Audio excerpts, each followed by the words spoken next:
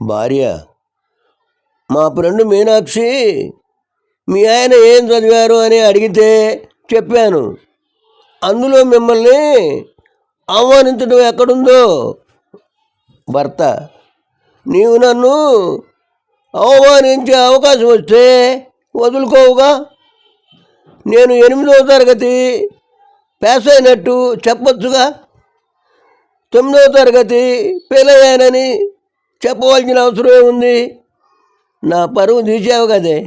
ఏమిటండి, ఫ్రిడ్జ్లో అమ్మాయి బొమ్మ పెట్టారు, ఏమైనా పిచ్చి వేస్తున్నారా ఏంటి అని గుర్రున అడిగింది భార్య. లేదే, అది నీకోసమే. నువ్వు ఐస్ క్రీము తినాలని ఫ్రిడ్జ్ తెరిచినప్పుడల్లా ఆ ఫోటో చూస్తే నీకు తినాలన్న కోరిక చచ్చిపోతుంది. అసలు విషయం చెప్పాడు భర్త.